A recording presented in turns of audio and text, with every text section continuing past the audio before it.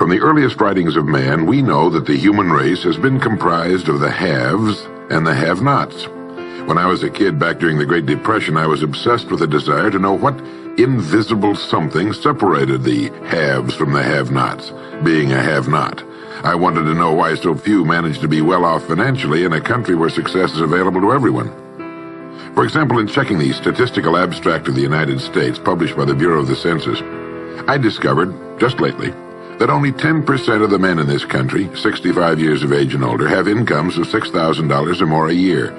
More than 80% of all men 65 or older have incomes under $4,000 a year. Only 7.6% have incomes between $7,000 and $10,000 a year, and only 3.7% have incomes of $10,000 a year or more. A man starts his working career in his 20s, often earlier. He's fortunate in that he lives in the free world. He has better than 40 years to make the grade financially in the richest country on earth. Yet, according to the statistics, only about 10 out of 100 will be financially secure by the time 65 rolls around, and only about 4 men out of 100 will be financially comfortable. Now, why? Well, let me tell you how to find out for yourself. Conduct your own survey. Start down the street in your neighborhood on any Saturday or Sunday and ask the man of every house 2 questions.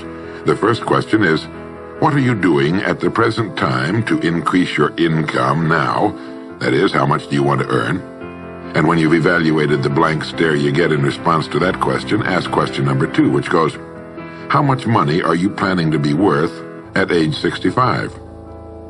Now, when the silence becomes too unnerving, thank him and move on to the next house. Ask 50 men, 100, 1,000, until you're completely convinced that the reason men don't make more money during their working lives, and the reason men aren't financially independent by the time they're 65, is simply that they seldom, if ever, do any constructive thinking on either subject. It's that simple, unfortunately. The reason it's so easy to earn far more money than the average man earns in this country is that so very few, are going about it the right way. This is a race without enough contestants to bother about. The few who are really in the race can all be winners. Some will finish ahead of the others, but even the man who finishes last in this race will be financially secure. Most people, more than 90%, aren't even in the race. To prove it, ask yourself the 2 survey questions. Up until the time you started listening to this message, what were your plans for increasing your income? How much do you want to earn? And how much money had you decided to be worth by the time you're 65?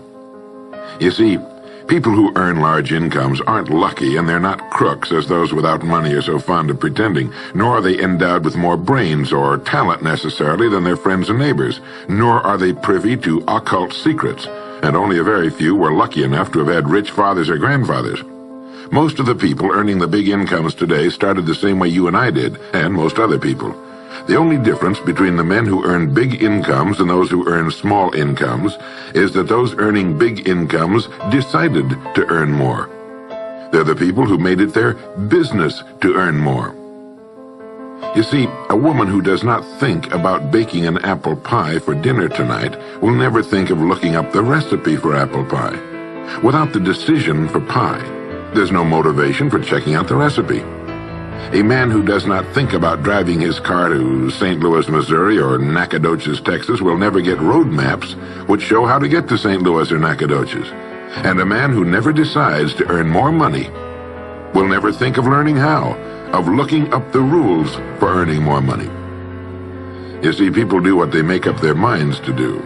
So get rid of the ancient superstition once and for all that people who earn big money are special people, or lucky, or get the breaks, or had money to begin with, or knew someone, or are smarter, or anything else. These are alibis. They can all be disproved 1,000 times. The reason there are so many of these alibis around is that men who fail to make the grade financially are seldom honest enough to just admit that they really didn't try and keep trying. So in order to justify their failure, in order to remain seated, they dream up and pass along these old alibis. We're all self-made, but only the successful will admit it. I once had occasion to visit Charleston, South Carolina. I'd never been there before, so I hired a taxi to drive me around the historic old town. I particularly wanted to see the battery where that famous shot was fired on Fort Sumter. Along this beautiful drive, some of Charleston's oldest and finest homes look out over the bay. I commented to my cab driver on what lovely homes they were, and he said, yes, some of those homes have 40 rooms. And then he thought a moment and he said, and every one of them is owned by a crook. This is how the have-nots justify themselves and their lot in life.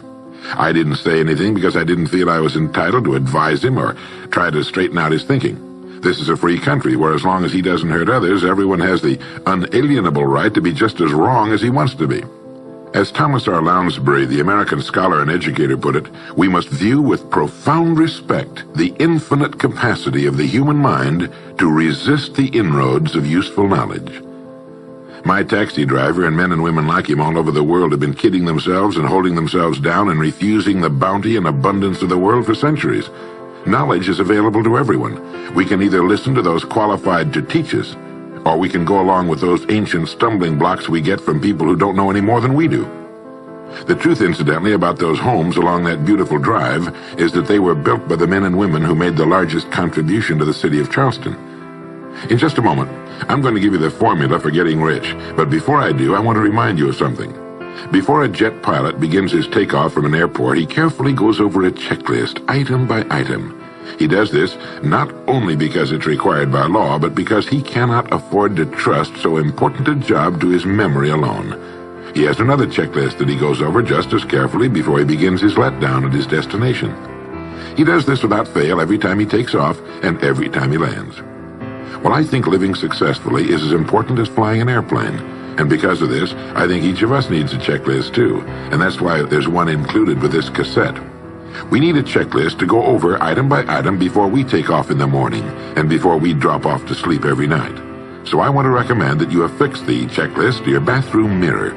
Stare at it as you brush your teeth in the morning and stare at it again as you prepare for bed at night. Go over each item, and as you do, think of what each item represents. Now here's number one. It's the formula for getting rich. It also explains why you're in your present position, whether you're earning $6,000 a year or $16,000 or $60,000 or $600,000. It applies to every adult, whether he's employed or unemployed. It applies to the richest man and to the poorest, and every person in between. And here it is. Our rewards in life will always be in exact proportion to our contribution, our service. Now that's what the formula means as the first item on your checklist. Memorize it. Our rewards in life will always be in exact proportion to our contribution, our service. Listen to it, think about it until you know it emotionally as well as intellectually. It might give you some slight feeling of superiority to realize that there's probably not another man within a mile of where you live who knows it. You can add it as a question on your survey if you want proof of that. If you want it in another form, here it is as it applies to a man's job. It's the same thing really, the same thing applies, but you can express it differently. The money you're paid by the company you work for will always be in direct ratio to the need for what you do, your ability to do it, and the degree of difficulty involved in replacing you. Maybe you want to write the formula down in both of its forms and think about it until it's as much a part of you as your name. The reason it isn't spelled out on your checklist is because you might not want everyone to know what you're up to. The checklist is valuable only to a person who knows what the words really indicate. All right, you've got the formula. As you think about it, its meaning will become clearer to you. With the formula, there are two rules which must be applied to properly use it. This formula, together with the two rules, is your recipe or your roadmap to earning all the money you really want. Now let's take a look at item number 2 on your checklist. And I'm serious about your putting this checklist on your mirror. You'll notice it's pressure sensitive. Item number 2, the gold mine. The Pulitzer Prize-winning playwright Archibald MacLeish in his play The Secret of Freedom wrote, "The only thing about a man that is a man is his mind. Everything else you can find in a pig or a horse." Strong words, aren't they? But as long as you live, you'll never hear a truer statement. The key to every human being's success lies in his mind, the gold mine between his ears. One idea can make you rich. A lot of good ideas can move you steadily upward in the work you do, and ideas are free. Now just think, there's nothing now being done commercially that will not be done better, much better in the years ahead. Next year's homes and most of what's in them will be better than this year's. Next year's cars will be better. Next year's manufacturing, distributing, marketing, and selling and advertising should be better. Nothing is now being done as well as it must be done in the future, and every innovation, every new improvement will be somebody's brainchild. Now, what's your specialty? How many good ideas have you come up with during the past year? If you continue on as you have in the past, where will you be and what will you be earning, say, a year from now, 5 years from now? Every day of our lives, we walk or drive by more opportunity than we could develop in a lifetime, in 50 lifetimes. Back in the 20s, Sinclair Lewis wrote that you can kidnap a man, blindfold him, take him to any city in the country with a couple of notable exceptions, put him in a chair in the downtown area, take off his blindfold, and he could sit there a week and not be able to tell you what town he's in. The streets are all alike. The buildings are all alike. The businesses all look alike.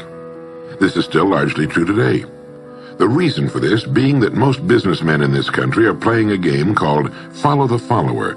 If a man goes into business, no matter what line it happens to be, the first thing he does is make certain that his place of business, outside and inside, looks exactly like every other place of business of that type in the country. Do you know why? It's because he's been playing copycat since he was a year old and does it without thinking about it. For the same reason kids dress alike in school. He wants to be one of the gang. He doesn't necessarily examine all the business establishments in his field and pattern his on the one outstanding example, the one that inspires him, the one that he can really believe in. He just does what everybody else in his business is doing, and by this simple process, he guarantees his own mediocrity. Whose drum are you marching to, if indeed you're marching to anyone's, and why? Remember, whatever you now do for a living will be done differently, quite differently a few years from now. Never in the history of mankind have the opportunities for all of us been so great. But the great majority of people will be the beneficiaries of progress, not those who bring it about. Which group are you going to belong to?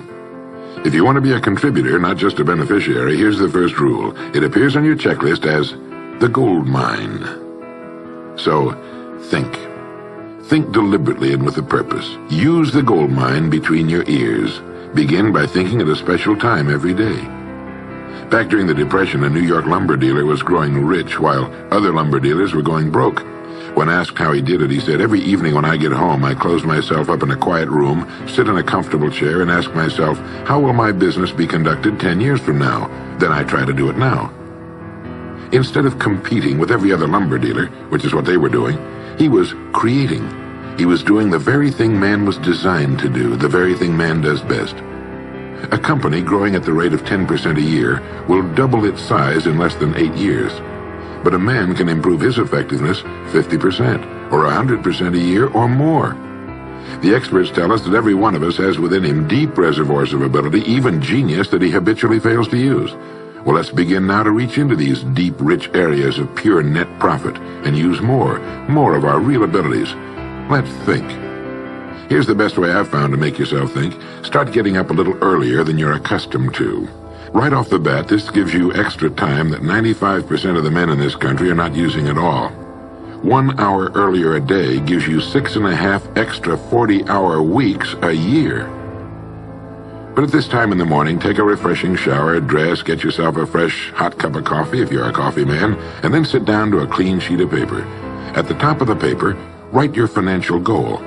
Now, this is the amount of money per year you intend to earn soon. Incidentally, you might like to keep this to yourself, too. It's nobody's business but yours. Then, start to think. Think about your goal and what it'll mean to you and your family. Then see how many ideas you can come up with to help you reach that goal. Ideas to improve what you now do for a living. Ways of increasing your contribution to match your income goal. You know, jobs don't have futures. People do. No matter what line of work you may be in, there is within it more than enough opportunity to last a lifetime. You don't have to think of brand new ideas or revolutionary new ways of doing things, although you well might come up with some. Think of ways of improving what is now being done. If you are to increase your income by the amount you've specified, you must find ways of increasing your contribution, your service. And the key to this is to be found in your mind, in that gold mine between your ears. Try for 5 ideas every morning and write them down, and save those sheets of paper in a special idea file. Many, perhaps most of your ideas will be worthless, but some of them will be very good. A few will be excellent, and every once in a while you will come up with something really outstanding. You see, 5 ideas a day is 25 a week if you don't think on weekends. Now that's more than 1,000 ideas a year. One idea can get you to that income you're shooting for. The law of averages swings so far in your favor you just can't miss. Try to develop a sense of expectancy. That is, try to hold the feeling that the goal you're shooting for is a sure thing, and that it's only a matter of time before it's realized. You know, Henry Ford didn't start making cars until he was 45. A friend of mine started a new company at 65. He's still going strong, and his new company has sales of better than $300 million a year. It's almost never too late. Try not to think of things outside of your own line of work or whatever it is you're most interested in. To think well and profitably, you must discipline your thinking. Keep it on course, controlled, keep it in one field, specialize. Now for the final item on your checklist. It appears as the word. And the word is attitude. Attitude has been called the most important word in the language. William James put it this way. He said, "The greatest discovery of my generation is that human beings can alter their lives by altering their attitudes of mind." Now this is something to think about. Can alter their lives by altering their attitudes of mind. It's another way of saying we become what we think about. Look at it this way. Your total environment, if you've been an adult for any appreciable period of time, your total environment is a reflection of you as a person. The house and the neighborhood in which you live, the car you drive, the clothes you wear, the job you do, the people with whom you regularly associate. Your total environment is an exact and merciless mirror of you as a human being. Now, if you feel your environment can stand some improvement, you have only to improve your attitude, and your world will gradually change to reflect the changing person. Here's how to change your attitude. Beginning now, begin to act as would the person you most want to become. Now that is, if you were already in possession of the goal you're shooting for, how would you conduct yourself in all of your affairs? Well, do it now, and tomorrow, and the next day. Begin now to act the part of the person you most want to become, and you'll end by becoming that person.